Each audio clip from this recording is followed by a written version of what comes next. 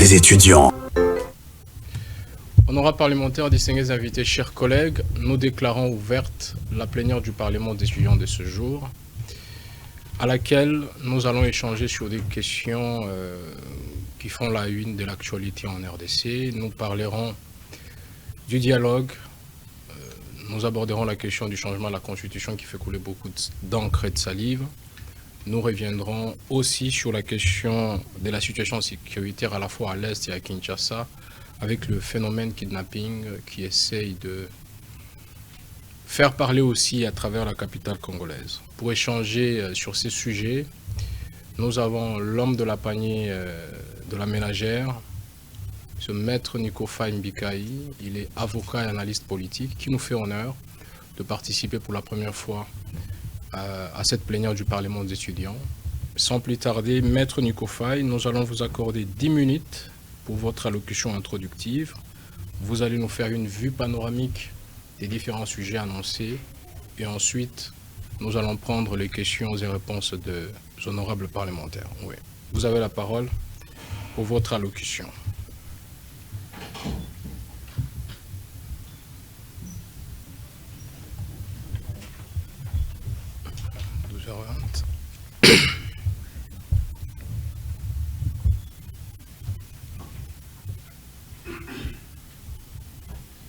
Merci beaucoup, Monsieur le Président.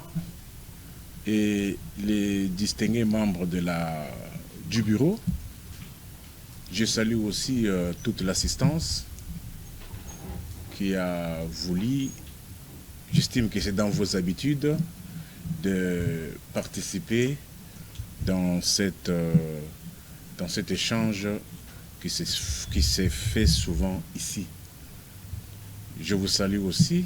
C'est ma toute première fois de participer dans le Parlement, sur le Parlement des étudiants.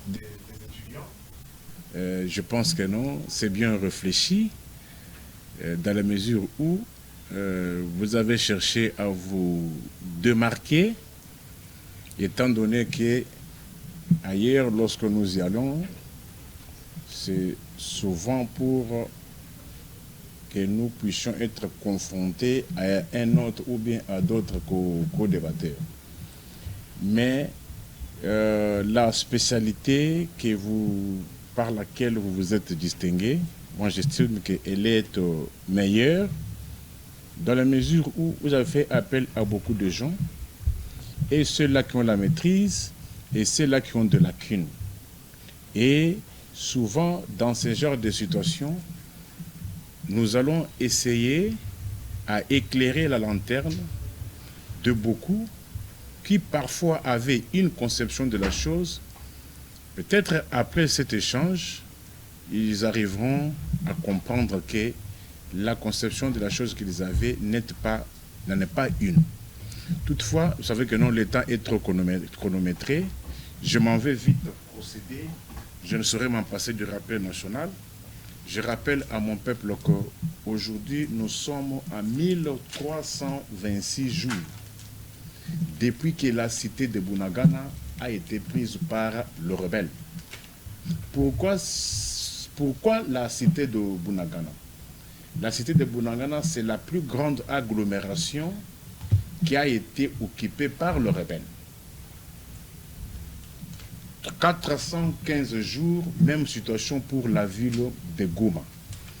Goma qui est le chef-lieu de la province du Nord Kivu.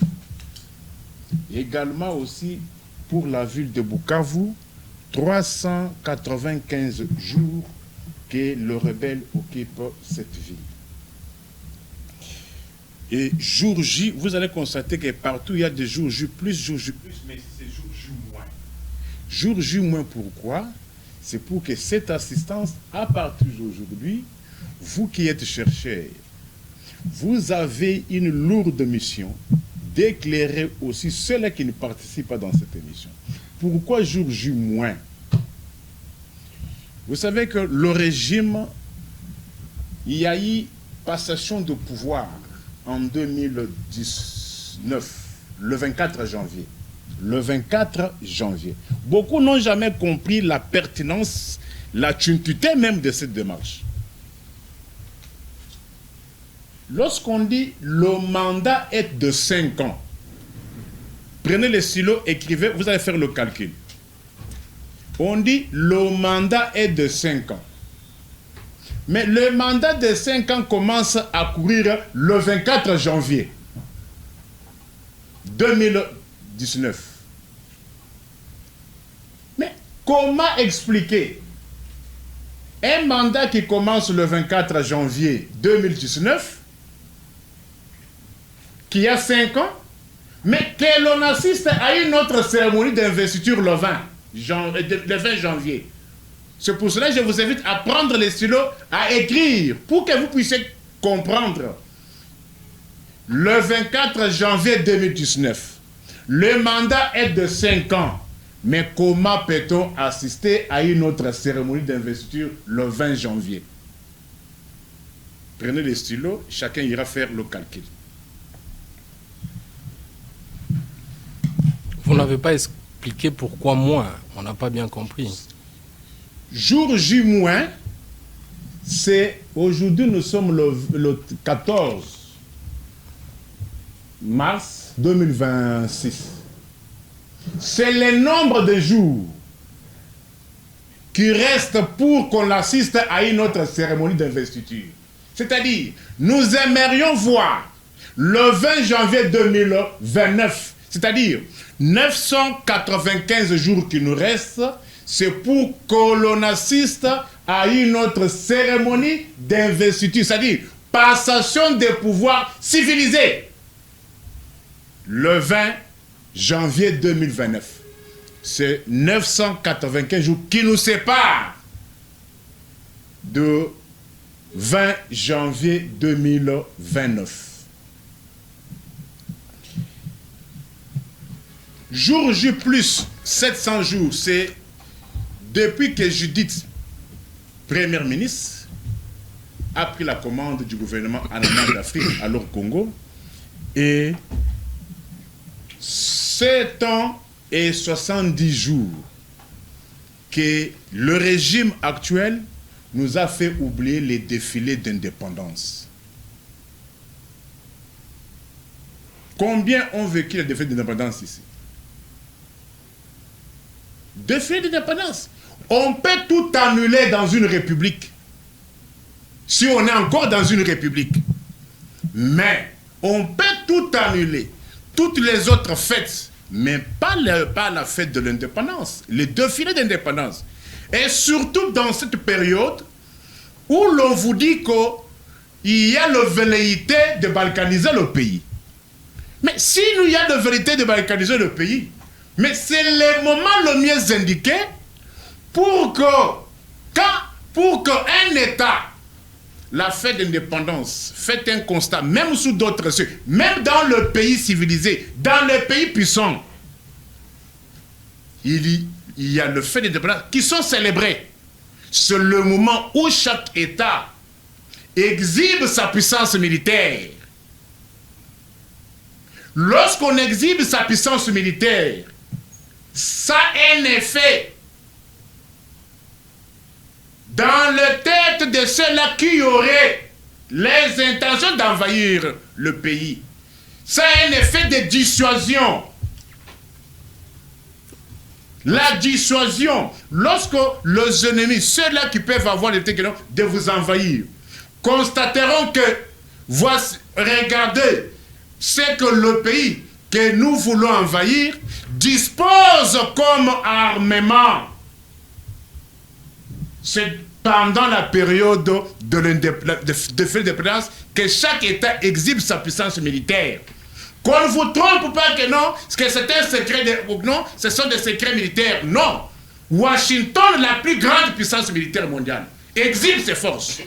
Utilise des missiles, on dit, on a utilisé un tel missile. Aujourd'hui, avec l'aéronef B2, qu'aucun pays au monde ne détient, près de 3 milliards par aéronef. Un seul aéronef, près de 3 milliards de dollars. Mais c'est pas pour dire que Washington en a caché. Il en parle. Pour quel effet? Effet de dissuasion. Parfait. Prenons le point inscrit à l'ordre du jour pour gagner du temps. Dialogue, changement des constitutions, situation sécuritaire. Constitution. Elle est là. Passer au référendum. J'entends les gens dire que non, c'est une constitution des belligérants, une constitution. L'autre même a dit sur un plateau que c'était une constitution illégitime. J'ai failli tomber syncope. J'étais abasourdi, écœuré, estomaqué, effaré. Vous êtes des chercheurs. La question que vous devez vous poser, c'est de savoir comment passe-t-on d'une république à une autre? Pour qu'on dise qu'on a quitté la deuxième république, maintenant c'est la troisième république. Pour qu'on passe d'une république à une autre, il faut que la constitution ait suivi les méandres classiques, c'est-à-dire une constitution qui est passée au référendum. Une constitution passée au référendum, vous appelez sa constitution illégitime? Quel génocide scientifique! Et cela s'est fait sous votre barbe. Changement de la constitution. Il faut qu'on vous dise, dans l'actuelle constitution, qu'est-ce qui empêche au pouvoir, au régime, de bien gérer? C'est ça la question principale. Que vous ne soyez pas embarqués comme des moutons de Panurge. Posez la question. Si on vient avec un discours, qu'on change la constitution, posez la question. Vous voulez qu'on change la constitution? Qu'on vous lise les dispositions constitutionnelles qui empêchent au régime de bien gérer la République. Et s'ils vous le disent, mais posez la question, mais pourquoi lorsqu'il s'est agi d'organiser le 9e jeu de francophonie, plus de 325 millions de dollars américains, votre argent, c'est votre argent, vous. Malheureusement, j'ai un peuple qui s'ignore, qui ne connaît pas ses droits. L'argent que ces gens-là utilisent, ce n'est pas leur argent, c'est votre argent.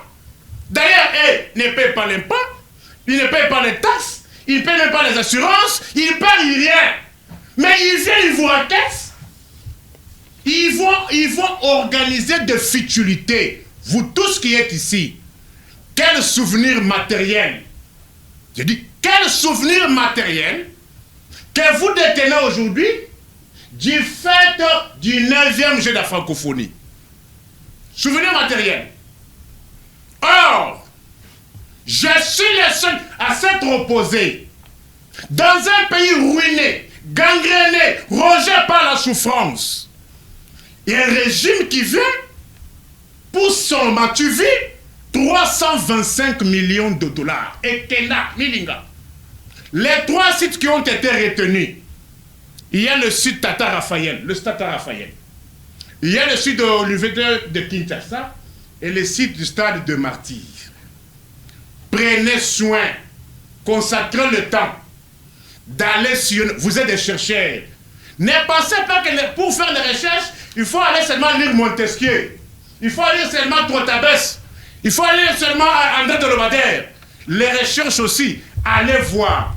Votre argent, 325 millions, ont été dépensés. Allez maintenant voir l'état actuel de ces sites-là.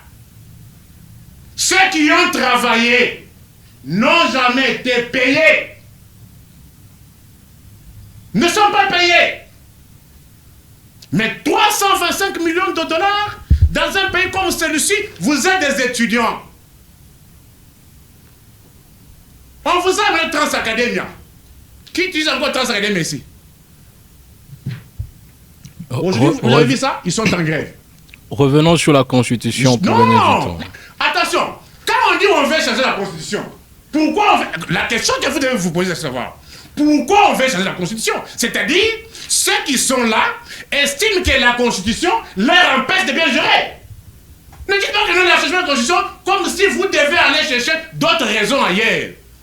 Lorsqu'on veut changer la Constitution, c'est parce que la Constitution pose problème pour la gestion de la République. Ce que nous attendons de vous, quelles sont les raisons fondamentales pour lesquelles vous pensez que le peuple ne doit pas soutenir le projet de changement à la Constitution? Écoutez, moi je me dis, l'idée de changer la Constitution n'émane pas de moi. Ce n'est pas à moi de vous dire, posez la question à ceux-là qui vous amènent ces discours-là. Pourquoi vous voulez changer la Constitution? Et quelles sont les dispositions? Non seulement vous posez la question, dites-nous les dispositions de la Constitution qui empêchent aux dirigeants de faire la mission pour laquelle ils étaient investis. Quand vous parlez de Constitution, ça dit quoi? Pourquoi ils veulent changer la Constitution? C'est-à-dire, selon eux, ils estiment qu'ils n'ont pas bien travaillé du fait de la Constitution. Mais un scientifique ne doit pas se limiter seulement à ce qu'on lui dit. Un scientifique doit poser la question, oui, mais pourquoi vous voulez changer la Constitution? Pourquoi lorsqu'il s'agit de dépenser de l'argent, la Constitution ne leur empêche pas? Pourquoi lorsqu'il s'agit de voyager, pourquoi la Constitution ne leur empêche pas? Vous êtes sans ignorer que dans ce pays, lorsqu'il y avait la guerre, on organisait les matchs de football ici. Le régime est allé chercher des stars internationales, des anciennes stars de football. Bah, combien de matchs? Bon, ça dit? Avec quel argent? Votre argent. Je vous comprends. Quel est l'argent qu'on a? D'où venait l'argent qu'on a payé à ces stars internationales? Et moi, je vous pose la question. Qu'est-ce que mon peuple qui est à Kanouchine? Qu'est-ce que mon peuple qui est à Mdundo Boutegi? Qu'est-ce que mon peuple qui est à Malongo? Qu'est-ce que mon peuple qui est à Karkitoy? Qu'est-ce que mon peuple qui est à Boujala? À Libenge? À Nyenyempi? A-t-il bénéficié de l'argent que vous avez remis aux stars? Quel gain matériel? Dans un pays où les étudiants, et puis même les étudiants, vous savez, je n'ai jamais vu un tel peuple. J'ai été abordé par les agents de Transacadémia. Ils étaient payés. Certains sont venus me voir. Parce que moi, quand on passe l'information, je passe la contre-vérification. Je trouve un bus de Transacadémia à la station Total à Sanef. J'essaie de poser la question au chauffeur. Comme il me connaissait, il dit, oui, nous avons des paiements. Nous ne voulons pas vous le dire parce que aucun ne chef de l'État. C'est-à-dire, quelqu'un qu'on n'a pas, qui a presté, qu'on ne paye pas, mais du fait qu'il est fanatique, il est envoûté, il refuse de me passer l'information. Transacadémie, parce que je suis sur Transacadémie, parce qu'on en a fait large écho. Transacadémie. Les autres Transacadémie, mes hommes, impayés. Je n'ai jamais connu un tel régime. J'ai connu le régime de Mobutu. Je connais le régime de Mouzé. Je connais le régime de Jean-Joseph. Mais l'actuel, c'est pire. Impréparation sur les... Il n'y a pas la programmation. Je ne sais pas si vous avez suivi le dernier rapport de FMI. Hein? Vous avez suivi le dernier rapport? On vous crée des histoires. Vous, tous nous sommes là. Dans les cours des méthodes de recherche scientifique, MRS, je ne sais pas si ça existe.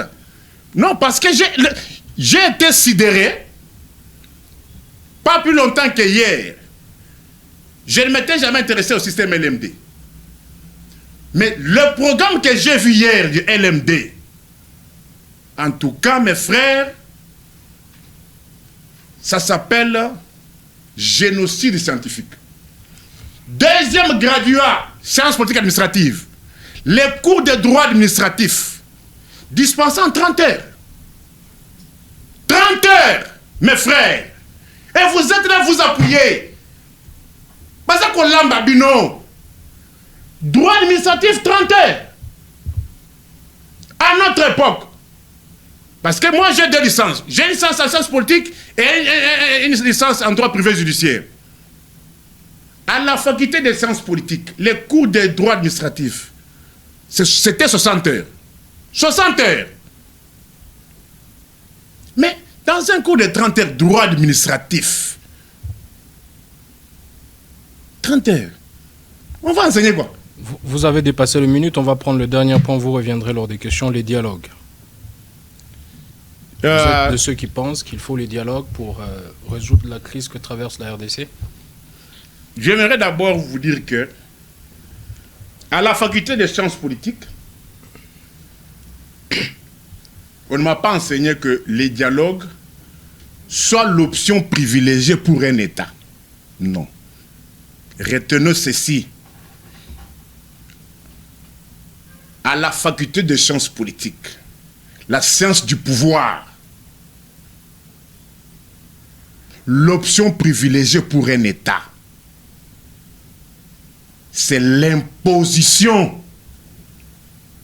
Je ne parle pas de négociation, je parle d'imposition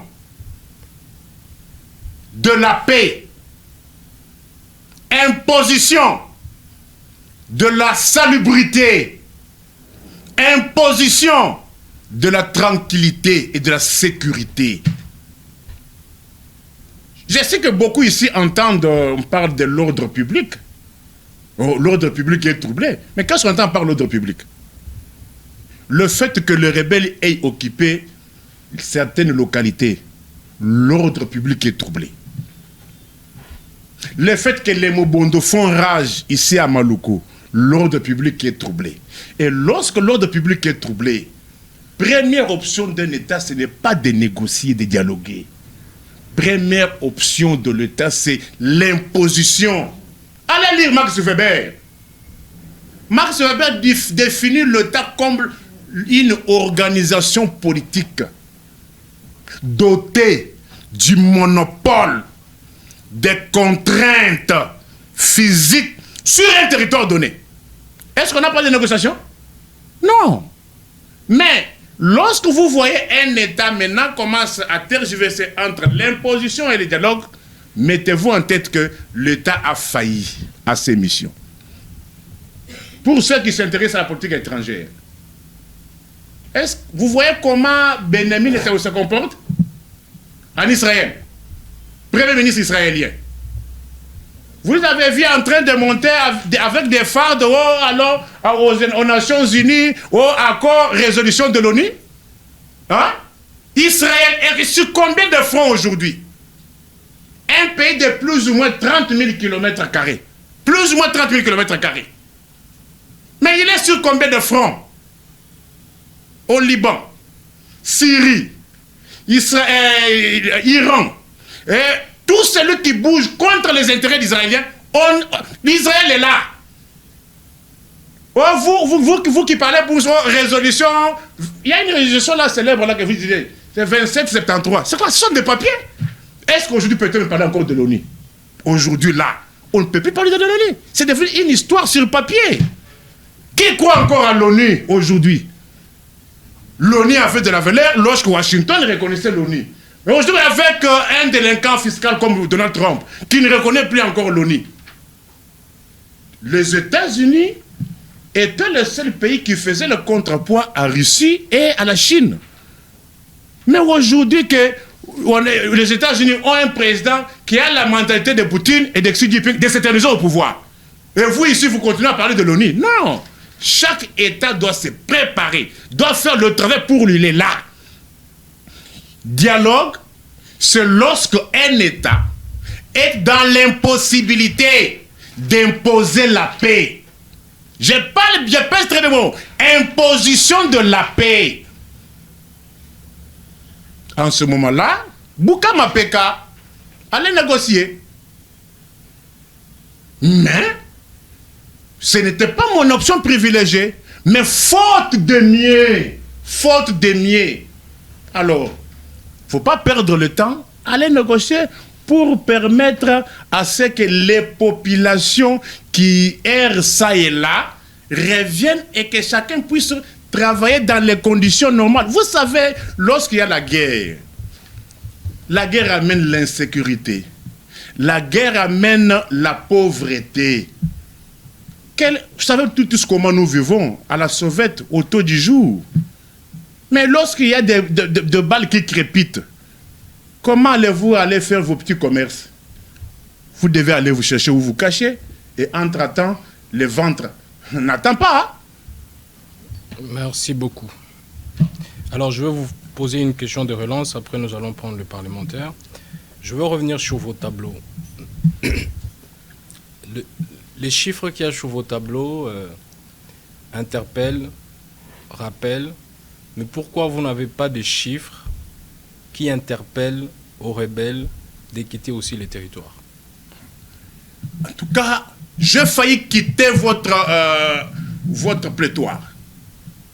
Quelqu'un qu'on appelle rebelle. Et vous lui demandez de quitter comme ça. Est-ce que quand il était venu, il avait demandé votre autorisation? Ah! Donc, parce que c'est un rebelle, vous devez le laisser? Pourquoi non, le même acharnement que vous avez contre le pouvoir, vous ne le faites pas sur le rebelle comme pression pour qu'il quitte les territoires? Mes frères, qui est rebelle? Un rebelle, c'est qui? Un rebelle, c'est celui qui refuse l'ordre établi. Ayena ndenga kiyanke. Muto na ndenga kiyanke. Yeba nyanke zo tika biso kende. Je prêche dans le désert. Est-ce que vous avez bien compris la question? Yanke. La même prédication que vous faites au peuple, vous le faites aux rebelles, ce sont vos frères congolais. Lui, il est rebelle. C'est-à-dire, Ayabi sur constitution, Yalabi, Bino, Bolekisi. On dit sa version de fait? Non. Et alors? Nous ici, moi ici à Kinshasa, c'est lui qui est chargé de ma sécurité, de ta sécurité, ainsi que de tous les autres. À l'avenant de l'article 16, lisons l'article 16 de la Constitution.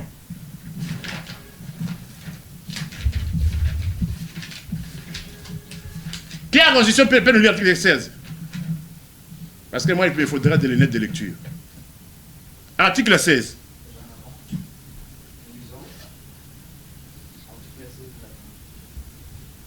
La personne humaine est sacrée. L'État a l'obligation de la respecter et de la... On a dit quoi? La personne humaine est sacrée. Après? L'État a l'obligation de la... L'État quoi? Bon, l'État c'est qui? C'est moi? Non. Mais vous me demandez que je fasse quel plaidoyer? Donc vous n'avez rien à faire, les rebelles vont rester, que l'État fasse l'effort de les déloger. Mais votre argent qu'ils utilisent là, ils utilisent pourquoi? Les impôts qu'ils imposent, payer vignette, c'est pour en faire quoi? C'est pour qu'ils se payent des vignettes de 100 000, 120 000 dollars? Ah mes frères? C'est pour qu'ils se fassent des voyages? Ils prennent cet argent pour ça. C'est la première mission d'un État, la sécurité des personnes et de leurs biens. Et vous me demandez, moi là, que je dise aux rebelles, bah, mais finalement, mes frères. Continuons. Lisez l'article 50. Gagnons le temps, allez-y rapidement. 52 ou 56. Non, il faut que l'opinion. Parce qu'il y a un discours qui est inoccupé, comme si nous devons faire quelque chose aux rebelles. C'est un rebelle. Non, la question... Nous devons nous référer à qui? À l'État. Nous sommes d'accord avec vous. On peut lire l'article 52 ou bien 52, il faut bien 52.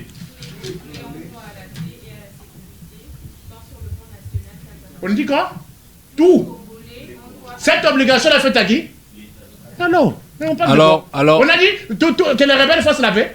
Je veux vous opposer à tous ces articles, l'article 64, qui oblige aussi à tous les Congolais de faire échec à ceux qui veulent prendre le pouvoir ou l'exercer en violation de la Constitution. Si vous dites que ce sont des rebelles, ils ont pris les territoires occupés, ils les administrent en violation de la Constitution. En tant que citoyen, vous avez aussi devoir de leur faire échec. Vous ne pouvez pas vous en dédouaner et ne lire que les articles qui vous arrangent. L'article 64... Non. C'est la Constitution, c'est pas moi qui vous ai posé la question. C'est article contre article. Oui, réfléchissons. Moi, tel que je suis là, quel moyen détenais-je pour faire échec aux rebelles qui sont armés? Ça veut dire que l'article 64 ne vous sert à rien. D'ailleurs. Dites-nous si l'article 64 ne vous sert à rien. D'ailleurs, oui. Vous connaissez le principe de proportionnalité? Si. C'est-à-dire, ayant les armes, non? Est-ce que moi j'ai les armes? Mais vous avez la parole. Aujourd'hui, il n'y a pas l'arme. La parole, votre voix, c'est une arme. On oppose l'arme contre? Non, non, non, non, non, non. S'il vous plaît. Soit vous ne voulez pas appliquer l'article 64, parce que l'arme aujourd'hui, il y a aussi l'arme médiatique. Écoute, vous ne pouvez pas parler que de l'arme manuelle.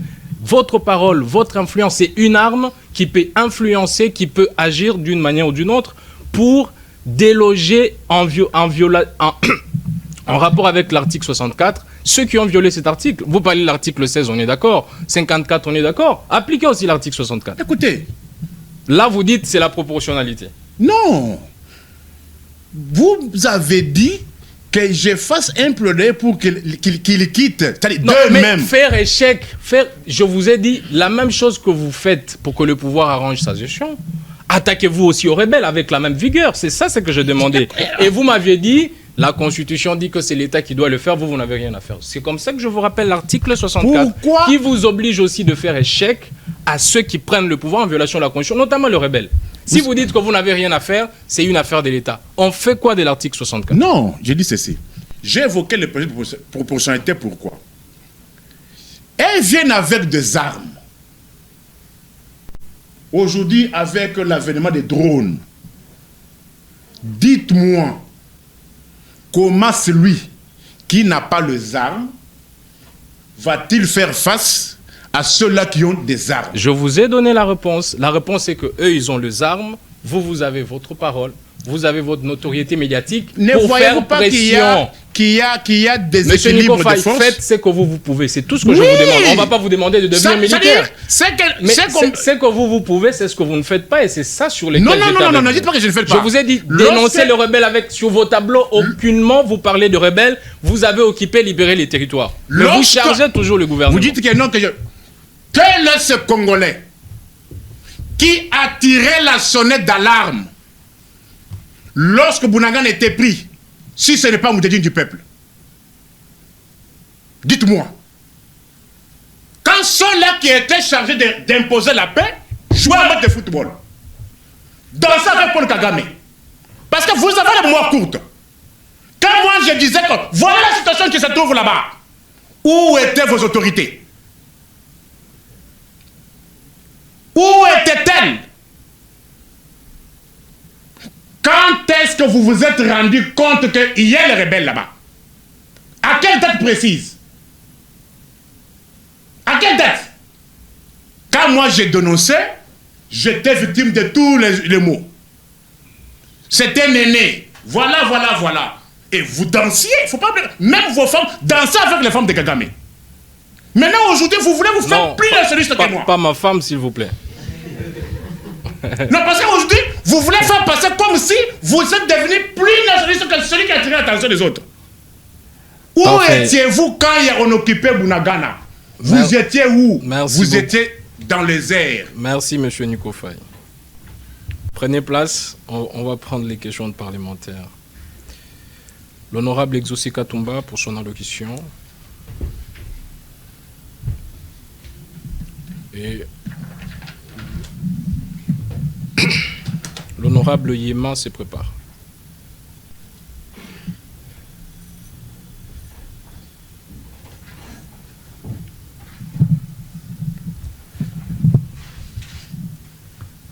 Merci pour l'octroi verbal, honorable président, honorable membre de la composition, distingués collègues parlementaires. De prime abord, je tiens à saluer l'intervention énergétique de notre invité d'honneur, Maître Nico Faye. Cependant, j'ai une question qui me chamboule légèrement l'esprit. Peut-on soutenir le dialogue et en même temps s'opposer au changement de la Constitution? D'autant plus que nul n'ignore que le dialogue n'a aucune base constitutionnelle et que ce dialogue va nécessairement aboutir à un changement de la Constitution.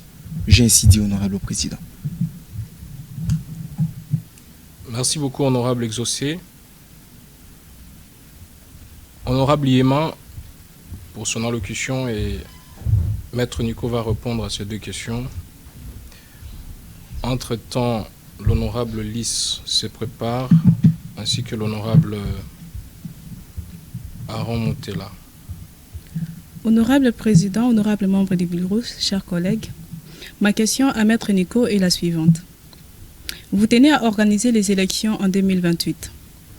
Souhaitez-vous réellement aller aux élections sans la participation de la population de Goma et de Bukavu? N'est-ce pas consacrer la balkanisation du Congo? J'ai dit. Merci beaucoup. Maître Nico Faye pour rencontrer les deux préoccupations de l'honorable Exaucé et l'honorable Yema.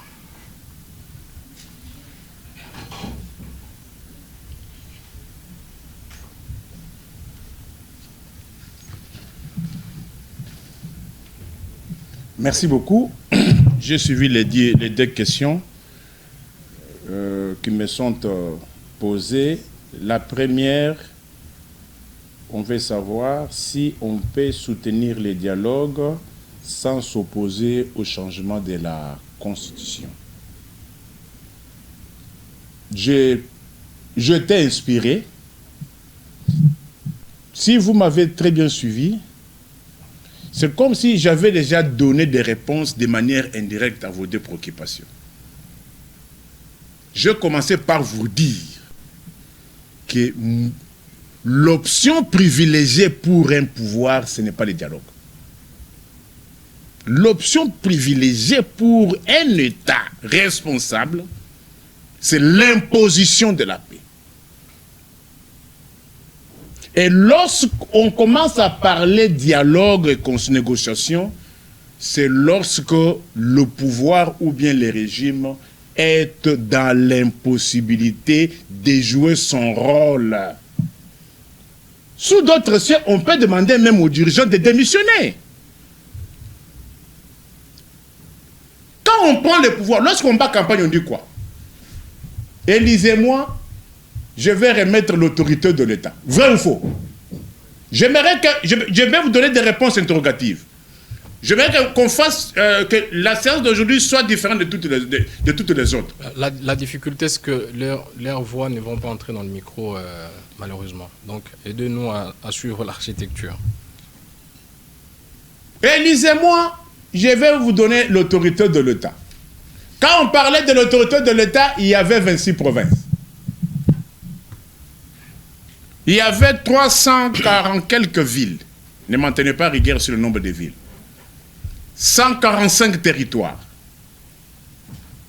Là, moi je ne suis pas dans les institutions. Je vais remplacer ceux qui sont dans les institutions, mais néanmoins, il y avait l'autorité de l'État qui s'exerçait sur toute l'étendue nationale. Mais je dénonce, quand il y a 26 provinces, 300 quelques villes, 145 territoires, je dénonce. Mais maintenant, moi qui vous promets la paix, l'autorité de l'État, une fois que j'arrive, je ne sais plus encore aller dans une des grandes villes de la République démocratique du Congo. Est-ce que j'aurais bien joué mon rôle? Participons. Goma, c'était parmi les villes qui y avait plus de mouvements de rotation des passagers. Il y avait au moins 5 rotations par semaine pour la ville de Goma. Pour ceux qui ont été à Goma, c'est-à-dire, s'il y avait un vol de Goma, les avions étaient toujours presque pleins. Mais aujourd'hui, une telle situation arrive et nous et ceux-là qui ont promis l'autorité de l'État ne savent plus y aller. Les premiers responsables, c'est qui? À qui on doit poser la question?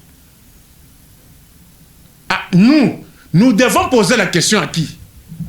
Vous devez poser la question à qui? Vous devez avoir votre courage naturel, légitime, de leur poser la question. Vous nous avez promis l'autorité de l'État. Pourquoi aujourd'hui vous êtes incapable d'atterrir à Goma? Mais le comble est que ceux-là qui ont failli à leur mission veulent responsabiliser ceux-là qui n'ont pas la mission de sécuriser la population. Si le changement de la Constitution, les dialogues, on a connu les dialogues dans ce pays, non? 2016, il n'y a pas eu élection. Il y a eu 2 dialogues.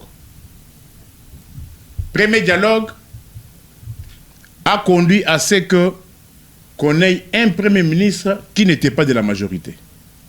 Sami Badibanga.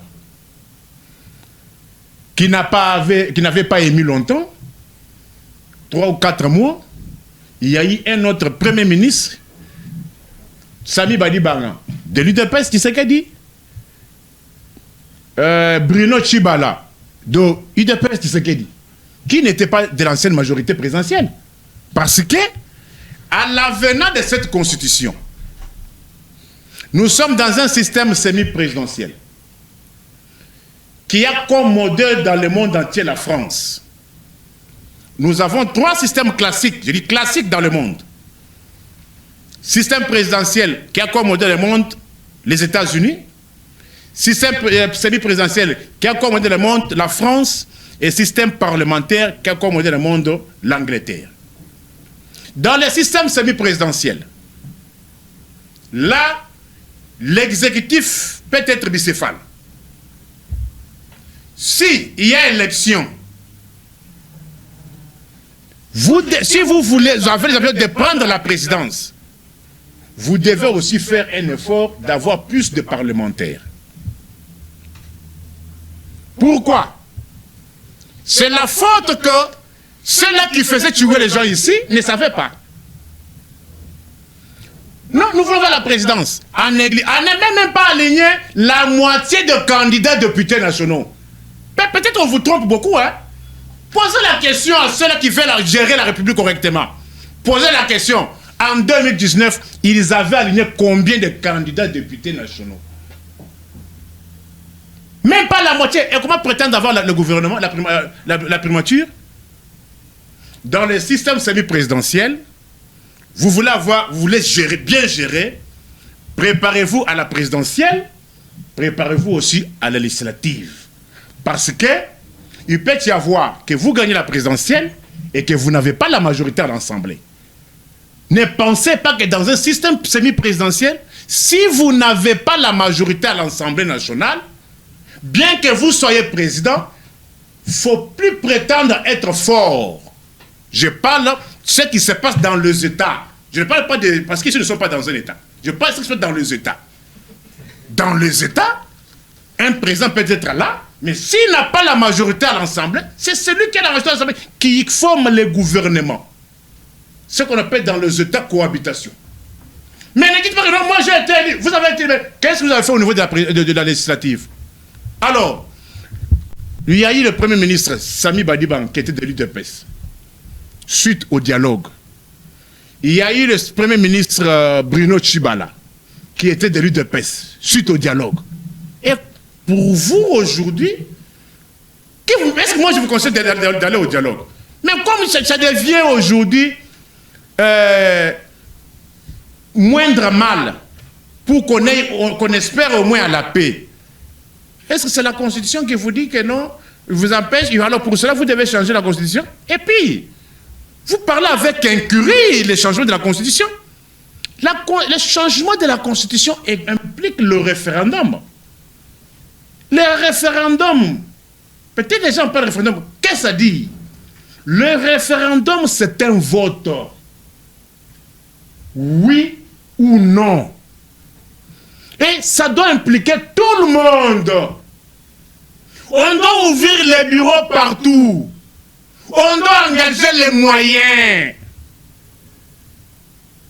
Mon frère, les seules élections qui ont coûté cher, il y a 2023 ou bien 2024. Mais Oyo, ils ont ma carte. Oyo, Seni, ils ont une chara automobile. Peut-être qu'il y a des choses que vous ne savez pas. Les lots Seni a commis côté ma carte. Vous le savez? Ce qui est officiellement, vous dites carte, ma carte est zadée. Mais si tu as $10 au PSI, que le carte. La seule série où on coupe de l'eau, parce que Bafouti nous a régi des OT. Mais budget 1,3 milliard. Dans un pays où aujourd'hui, beaucoup de zones éducationnelles sont en grève.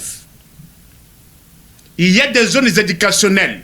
Les enseignants ne sont jamais payés. Depuis octobre, Tilelo, Malembankulu, Tilelo, et Kungu, dans le Haut-Tuwele, Tilelo. Aujourd'hui, nous sommes le 14 mars. Tous les enseignants, je dis, tous les enseignants ne sont pas encore payés pour le mois de février dans le territoire. Aujourd'hui, les fonctionnaires au sens strict ne sont pas payés. Aujourd'hui, ils ne sont pas payés. Pour quel mois? On ne sait même plus si les lots à 100 ans, nous sommes en mars, bazo de la salaire à 100 ans. Parce que dans ce pays, on payait les engins fonctionnaires tout du 15 au 22. On payait. Mais aujourd'hui, nous sommes le 14 mars. Les fonctionnaires ne savent pas ce que salaire est qu'il y a 100 ans. Je vous ai dit, Malembankulu, octobre, Tilelo, il y a des grèves. Ceux qui parlent de foutre ce que 100 ans. Mais dans un pays comme celui-ci, où il n'y a presque plus de routes, nous sommes alimentés, non? Nous sommes alimentés, non? Deuxième commune, il y a Congo, après Gombe. À côté ici, il y a le boulevard, non? Boulevard Lumumba. Je vous donne le poteau-poteau, il y a boulevard Lumumba. Boulevard!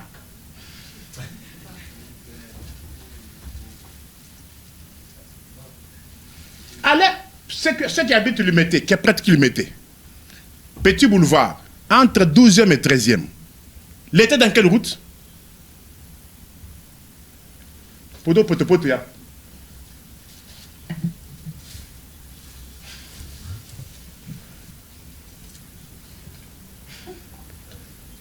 Oh, poteau-poteau, il y a. Vous voyez la courbure de Palais du Peuple. Palais du Peuple, hein? Courbure Palais du Peuple. Poteau-poteau, il y a.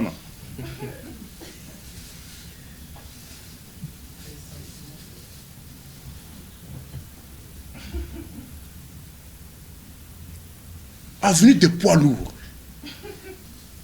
Vous voyez, quand vous quittez la Gombe, vous arrivez à Debonom pour Kouroubé. Au comme un moteur à Debonom, il y a Debonom, on est place, on est Koufa. Vous devez emprunter par la station. Moi, j'ai dit, s'il y a des mensonges, il y a sur moi.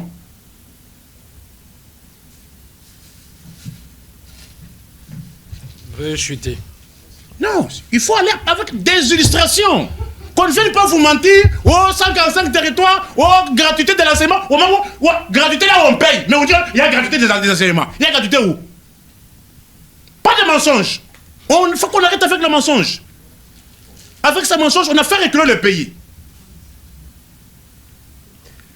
Tronçon qu'on place Koïdro. Boulevard Lumumba. Boulevard Lumumba, tu trouves ça normal? Et vous voulez encore prendre des milliards pour organiser un référendum? Pour quel intérêt de la population? Pourquoi Komika Yabi, non? Je vous pose la question. Est-ce que, parce que vous dites, oh, qu'on change la constitution. Madame, avec tout le respect que je vous dois, changement de la constitution implique des milliards. Est-ce que nous avons besoin que nos milliards soient dépensés seulement pour oui ou non, pour privilégier un individu ou bien une équipe d'individus, ou bien nous voulons le bien-être social? Transacademia, on a vanté ici. Pourquoi ils sont en grève? Veuillez chuter, s'il vous plaît. Pourquoi ils sont en grève? On court derrière le temps. On manque même du carburant. Mais vous savez, avec 50 millions de dollars qu'on a envoyés, 40 quelques millions qu'on a envoyés à Barcelone, ça peut acheter combien de bus? Ça peut acheter combien de carburant? 4 millions 800 qu'on a envoyés à Paris Saint-Germain. Ça servit à quoi? Qu'est-ce que vous avez bénéficié? J'ai un peuple qui je commence à voir ces histoires comme sous un angle magico-mystique spirituel. Parce que je n'ai jamais vu un peuple à qui on rançonne, on raquette, mais il applaudit. Changement à la constitution, ça implique des milliards. Et ces milliards-là, parfois, on va vous dire 1,5 milliard. En réalité, les vraies dépenses, ça peut être même 500 millions, mais 1 milliard, on a, et que c'est pas pour Shabbat. Parce que dans ce pays, on a organisé les élections à des tours, avec des machines, avec des cartes lisibles et visibles, durables. 500 millions de dollars. Les élections de Tchibala ont coûté combien? 600 quelques millions de dollars. Avec des cartes lisibles. Mais pourquoi chercher la bougie, chercher les fers à repasser pour qu'on lise la carte? C'est ça les cartes qui ont coûté 1 milliard? C'est votre argent. On ne joue pas avec l'argent des contribuables. Merci beaucoup, M. Nico Faye. On va prendre le deuxième lot de questions. L'honorable Aaron Moutela pour son allocution. Ensuite, l'honorable Lys.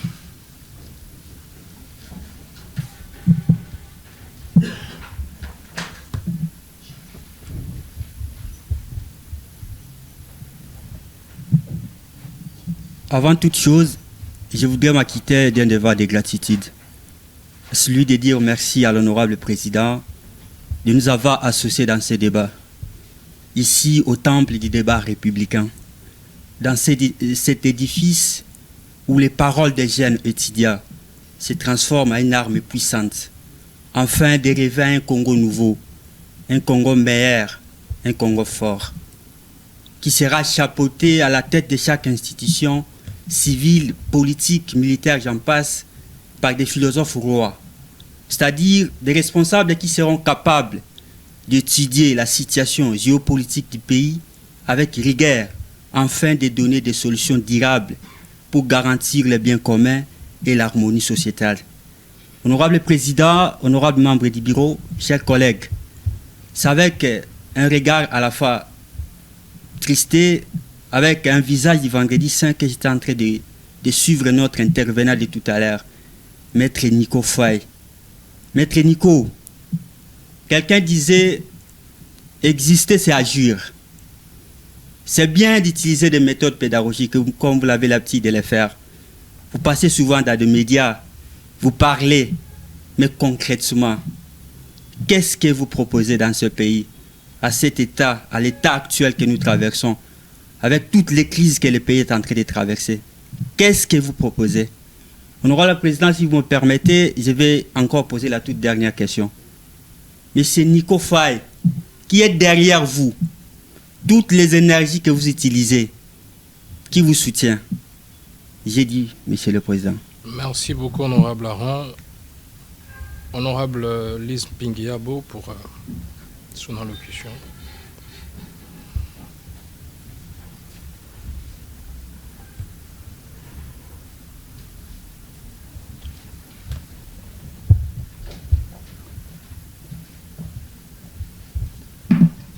Honorable Président, honorable membre du bureau, distingués invités, chers collègues parlementaires.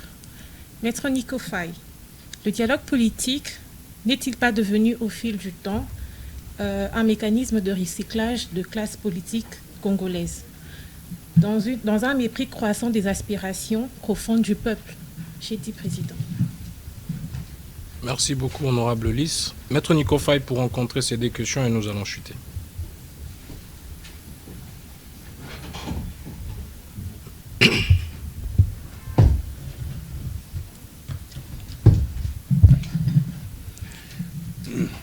Merci beaucoup pour les deux questions. Il y a eu aussi une sous-question pour le troisième intervenant.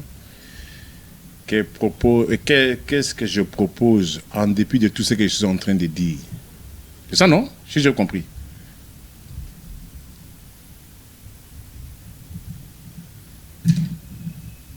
J'ai proposé en son temps que le régime arrête avec les dépenses inutiles. Que le régime arrête d'organiser des choses qui ne profitent pas au peuple. Qui m'avait compris? Qui m'avait écouté? On me disait ici, qui vous a dit que non, même s'il y a la guerre, chef de l'État à cause c'est pélaté. Je ne vais pas se dire. On me disait ça ici. J'ai donné l'exemple de Moubali. Je le reconnais, Zelensky, Volodymyr. Volodymyr Zelensky, on pensait que la Russie, qui était supposée comme la deuxième puissance militaire mondiale, allait écraser l'Ukraine en un rien de temps. Suite à la ténacité, détermination de ce qu'un chef de l'État veut, Zelensky a dit, nous allons nous battre contre la Russie qui était supposée comme deuxième puissance militaire mondiale. À la différence des États-Unis, la guerre qui oppose l'Ukraine et Moscou, ce sont des pays voisins. Ce n'est pas comme l'Amérique qui va, il faut parcourir des kilomètres pour atteindre. Non, c'est-à-dire la Russie et l'Ukraine partagent une seule frontière. Quelqu'un peut traverser à pied. Mais Moscou n'a pas su faire suite à la détermination. Zelensky a effectué combien de voyages? Combien de voyages? Zelensky, quand un pays est... Quand vous dites qu'un pays est en guerre, il y a aussi un comportement que l'on doit opter pour un pays en guerre. Mais vous, quand vous prétendez être en guerre, quel est votre comportement? Ce sont des musiques, ce sont des voyages, des fêtes, nuit et jour. Et entre-temps, la situation pourrit sur le terrain.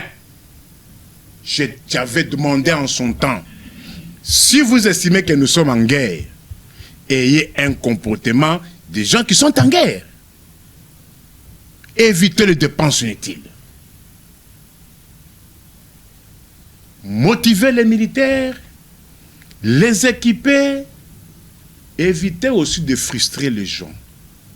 L'arrogance, la frustration amène à l'opposition. D'un côté, vous dites que non, nous devons être ensemble. Mais de l'autre côté, vous menacez les autres. Les arrestations arbitraires, des cachots clandestins. Combien aujourd'hui sont dans des lieux où leurs familles ne connaissent pas, n'ont pas de visite? Papi Maouis, il est où? 6 mois aujourd'hui, sans assistance, sans visite. Ça peut apporter la cohésion. Vous invalidez des gens, quelqu'un qui est député, vous l'invalidez. C'est-à-dire, quelqu'un prend une décision à la suite d'une signature, au montant va le comme député. Et vous pensez que non, un tel comportement peut favoriser, j'ai déconseillé. Parce qu'il faut qu'on le dise. Bomba, bomba, mabé. Qui peut nous dire une raison plausible qui a fait qu'un gouverneur comme Mouyej perde son strampotin? Quelqu'un qui est élu comme gouverneur, on l'appelle à Kinshasa et c'est fini en zone soutée par la volonté d'un individu, bien d'une clique d'individus à Kinshasa. Un gouverneur, c'est un élu. En vertu du principe de parallélisme des formes et des compétences, ne peut révoquer que celui qui a nommé. L'autorité directe d'un gouverneur, ce n'est pas le président de la République, ce n'est pas le Premier ministre, ce n'est pas le ministre de l'Intérieur. L'autorité directe d'un gouverneur, c'est l'Assemblée provinciale. Vous retenez un gouverneur 2 ans et demi à Kinshasa. C'est le cas de Kiabou là aussi actuellement. Il n'y a pas que... Les cas sont les gens. Zoé Kabila. Parce que pour vous, les injustices peuvent être commises sur certains. Là, dans le cas Miso, vous avez le monopole. Il y a coupé sur la nationalité. Vous avez le monopole d'invalider les gens. Non. Est-ce qu'on peut nous dire la raison qui avait fait, c'est que Zoé Kabila soit invalidé? Aux États-Unis, on voit un gouverneur démocrate qui s'oppose aux décisions du président de la République. Il y a un gouverneur au Texas, républicain, Joe Biden, président démocrate. Il dit, comme vous êtes trop laxiste vis-à-vis des migrants clandestins, il a affrété des avions. Il a pris des migrants clandestins au Texas. On les a affrétés. Un gouverneur, il les a envoyés à Washington. Il a dit, quand vous êtes trop large, que ça ne soit pas dans ma province, dans mon État, que ça se passe à Washington. Non, les États-Unis, c'est un pays fédéral. Hein. Il faudra. Je dis ceci. Attends. Par rapport au Congo. Chez nous, qui a élu le gouverneur? C'est l'Assemblée provinciale, mais le gouverneur n'a pas le même pouvoir qu'un gouverneur aux États-Unis. Non, écoutez. Parce que les États-Unis, c'est un État fédéral. Nous, les provinces, c'est des si entités vous êtes régionales. contre quelqu'un, pourquoi pas respecter la procédure? Non, sur ce point-là, je suis d'accord avec vous. Pourquoi pas respecter la procédure? Au niveau du pouvoir de gouverneur, c'est pas la même chose les États-Unis et la RDC. Non, j'ai dit ceci. Mais le respect de la procédure, je suis d'accord. Même ici, attends, et puis, est-ce que vous savez que quand quelqu'un qui a battu campagne, qu'on a élu, et du fait que vous ne l'aimez pas, ou jusqu'à des gens de manière arbitraire, ça crée quoi en lui? En nez. C'est la frustration. La frustration amène où? Vous avez dit ça mène à l'opposition. Soyons corrects. Pour que ce pays avance, vous devez mettre vos sentiments de côté. Les pays se meurent parce que 99% des Congolais sont devenus des fanatiques.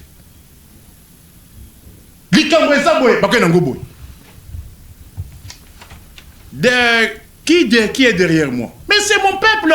Je ne peux pas moi accepter que je voie les gens aller sur le boulevard à 17h, 18h, 19h. Au coup, tu vas vendre ces transports exaltés. Mais dans un pays où un soi-disant père de famille a eu 500 millions de dollars.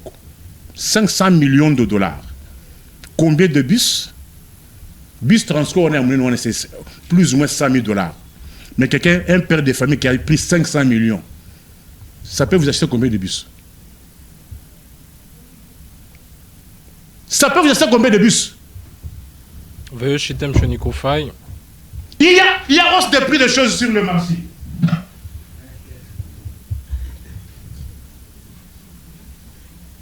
Vous savez combien revenait 7 boîtes de mayonnaise? En 2018, c'était à 1200 francs. Aujourd'hui, c'est 3000. Et moi, je peux rester indifférent face à une telle situation?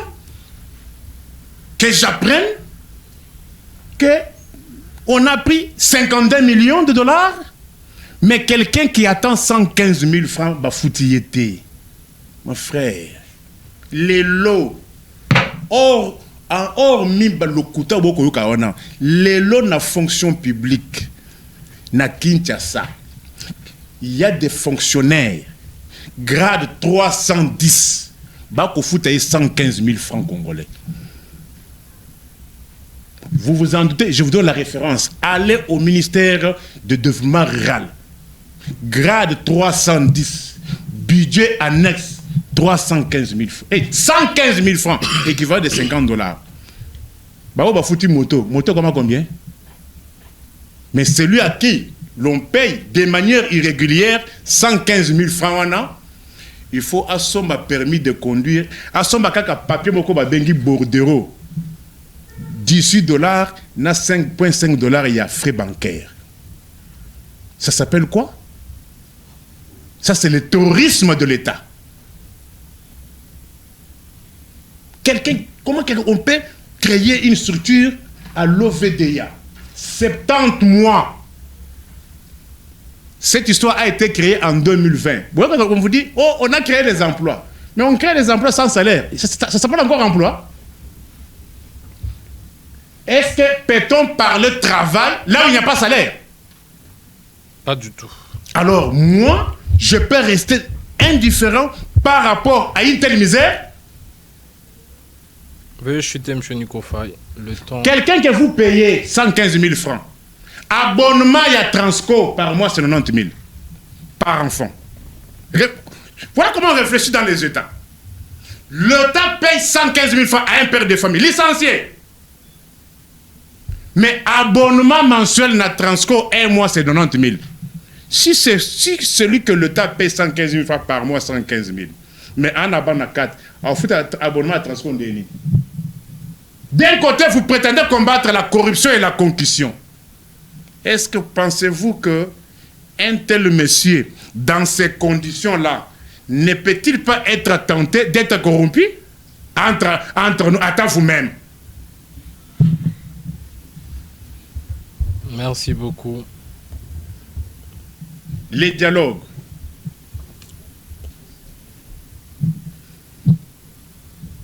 Je ne cesse de me répéter. Ce qu'il le commis pour le dialogue, c'est parce que l'État Sali Moussala, il fallait qu'il a ça la terre. Ce qui l'État a ça Moussala, imposer la paix, briser les résistances. Dialogue, c'est-à-dire moindre mal, au lieu que la situation continue à s'empirer. C'est le moindre mal. Ce n'est pas mon option à moi privilégiée. Je préfère moi un État fort. Un État qui impose la sécurité, qui impose la tranquillité. Mais si l'État est incapable d'imposer la paix, la sécurité, moindre mal, dialoguez. Dialoguez. Parce que je vois très mal. Vous êtes incapable d'imposer la paix, vous balbutiez pour aller au dialogue, mais entre-temps, la situation sur le terrain fait quoi? Pourri. Et lorsque vous voulez maintenant parler du changement de la Constitution, entre moi qui veux qu'on recouvre l'intégrité territoriale et ceux-là qui veulent organiser, qui veulent qu'on aille au changement de la Constitution, ça va se faire sur quel territoire? Qui aime la balkanisation? C'est celui qui veut organiser le référendum dans ces conditions, ou bien c'est le Moudjahidine qui veut d'abord qu'on reprenne l'intégrité territoriale? Si vous voulez organiser le changement de la Constitution dans ces conditions, bateau Goma, parce qu'il ne faut pas oublier que dans l'élection il y a 2023, il y a certains coins où on n'avait pas voté. Bounaga n'avait pas voté. Parce que le pouvoir de Kinshasa ne savait pas mettre ses pieds là-bas. Mais si vous voulez aller encore plus loin, en cherchant à aller au changement de la Constitution, qui nécessite le référendum, il faut organiser les votes partout, mais dans les territoires conquis par les autres là. Vous allez fouler les pieds là-bas? N'est-ce pas vous qui aimez la balkanisation de manière implicite? Qui aime la balkanisation dans ces conditions-là? C'est celui qui vous presse ou bien c'est celui qui veut organiser le référendum dans ces conditions? Réfléchissez. L'air n'est plus encore au fanatisme. Merci beaucoup, monsieur. Une fois 30 secondes, un mot de la fin et on va chuter. Merci beaucoup. C'est ma toute première participation au Parlement des étudiants. J'estime que ce ne sera pas la première ou bien la dernière fois. À chaque fois que la République a besoin de mes services, je réponds toujours dans la mesure du possible.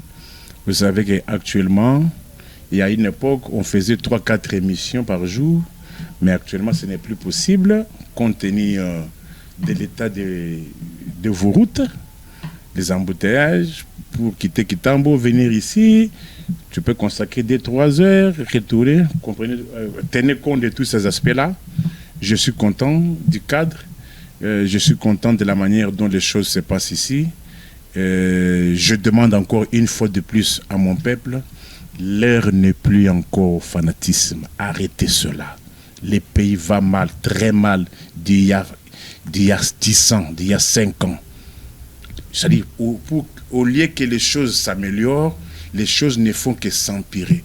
À une époque, c'est le lieu de le dire, les fonctionnaires de l'État ne connaissaient plus encore ces histoires d'impayement. Les impayements, à une époque, c'était déjà révolu. Aujourd'hui, c'est devenu monnaie courante. Pourquoi? Au moment où les budgets, d'un côté, on dit qu'il a galopé, mais comment expliquer que les fonctionnaires soient impayés 2-3 mois? Avec quel salaire? Avec quel salaire? Et vous aussi, si vous n'êtes pas des fonctionnaires, il y a ceux-là qui dépendent des fonctionnaires parmi nous ici. Navi Oya Lelo Oyo. Quelqu'un qui attend 300 000 francs et est pété, comment va-t-il vivre? Merci beaucoup. Merci beaucoup, Maître Nico Faye, de nous avoir entretenus. Prière de prendre place.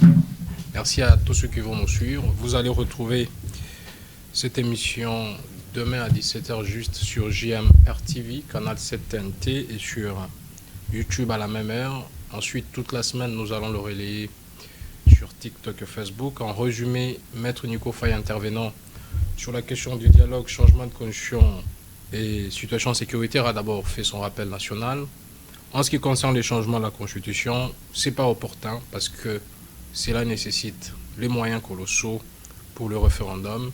Et dans une situation où les territoires sont occupés, pour lui, ce serait implicitement consacrer la balkanisation au-delà du fait que ça coûte beaucoup de moyens qu'il faudra allouer au panier de la ménagère. En ce qui concerne le dialogue, il pense que sa posture ne privilégie pas les dialogues. En principe, il faut que l'État impose la paix parce qu'il en a le pouvoir, mais que parce que la situation ne fait que s'empirer, les dialogues c'est le moindre mal à son sens. Il faudra qu'on y aille pour éviter que les populations civiles ne suffisent des atrocités qui ne cessent de continuer. Voilà donc, en quelques mots, l'essentiel de son intervention à la suite des questions qui lui ont été posées. Merci de suivre ces programmes. Merci de nous suivre et de partager les contenus pour que nous puissions continuer à informer, former, pour transformer notre peuple. Plus rien n'étant à l'ordre du jour, la plénière est levée.